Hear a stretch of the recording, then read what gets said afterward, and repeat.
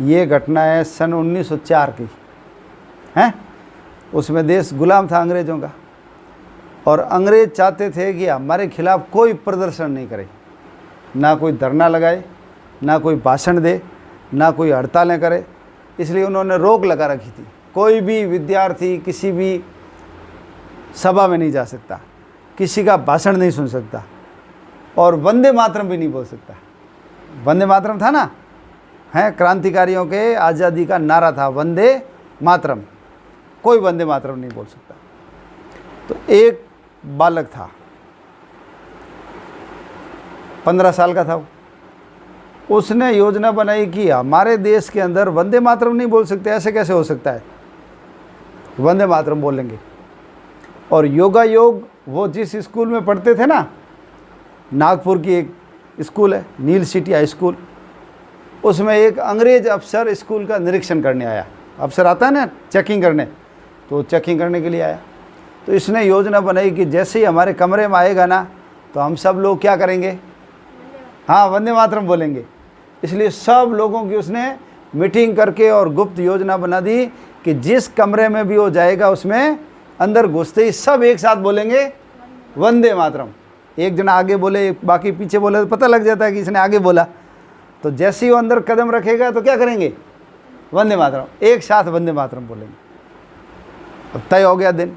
अब उस दिन वो अंग्रेज अफसर आया, हैट वैट लगाई हुई, टक टक करता हुआ, और जैसे ही पहली कक्षा में गया तो सब लोगों ने क्या बोला, वंदे मातरम।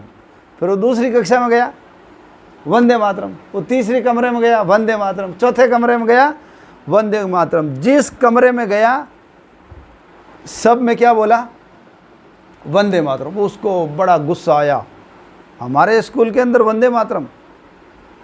तो उसने कहा कि जिसने भी ये योजना बनाई है उसका नाम बताओ, नहीं तो तुम सब लड़कों को स्कूल से निकाल देंगे।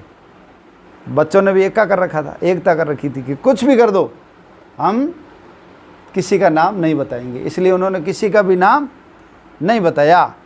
तो उन सारे 200 बच्चों को स्कूल से निकाल दिया इन्होंने। तो स्कूल बंद हो गई, और बहुत समय तक स्कूल बंद रही। लेकिन कई कमज़ोर लोग थे ना, उनके घर वालों ने माफ़ी मांग ली, साहब गलती हो गई, दोबारा हम वंदे मातरम नहीं बोलेंगे, मेरे बच्चे को वापस स्कूल में क्या कर लो, भर्ती कर लो। तो ऐसे सारे बच्चे स्कूल के अंदर भर्ती हो गए। लेकिन ये जो योजना बनाने वाला था ना बच्चा, इसको भी कहा कि तू भी माफ़ी मांग ले। इसने कहा माफ़ी किस बात की, वंदे मातरम के लिए माफ़ी मांगूंगा मैं। उन्होंने कहा बाकी सब लोग तो माफ़ी मांग मांग कर स्कूल में चले गए। उसने कहा मैं वंदे मातरम के लिए माफ़ी मांगने वाला नहीं हूँ। यदि वंदे मातरम बोलना अपराध है तो ये अपराध मैं अनेकों बार करूँगा। वंदे मातरम बोलना अपराध है तो ये अपराध मैं बार बार करूँगा, लाखों बार करूँगा, करोड़ों बार करूँगा। मैं माफ़ी नहीं मांगूंगा। और उसने माफ़ी नहीं मांगी, इसलिए उनको उस स्कूल से निकाल दिया, और ये फिर दूसरे स्कूल में जाकर के भर्ती हुए।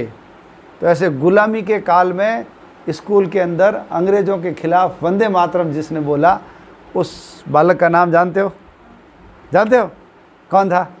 श्री केशवराव अम्बेडकर। केशवराव अम्बेडकर नहीं, केशवराव हेडगेवार। क्या नाम था? केशवराव हेडगेवार। तो उसका पूरा नाम बोलना और याद भी रखना। बोलो, केशवराव बलीराम हेडगेवार। और इसी केशव हेडगेवार ने बड़े होकर के राष्ट्रीय स्वयंसेवक संघ, जिसको आरएसएस बोलते हैं ना, उसकी स्थापना की। और आज ये पूरे दुनिया में सबसे बड़ा स्वयंसेवी संगठन है और एक देशभक्त संगठन है। और लोगों में देश पहले, समाज पहले, धर्म पहले, देश के ऊपर कोई भी आपत्ति आएगी, उस आपत्ति के अंदर सब लोगों को काम करना चाहिए, ऐसी भावना भरने का जो काम करता है, उस संगठन की स्थापना किसने की? इस डॉक्टर केशव ने स्थापना की। याद रहेगा नाम? क्या नाम था? केशवराव बलीराम हेडगेवार।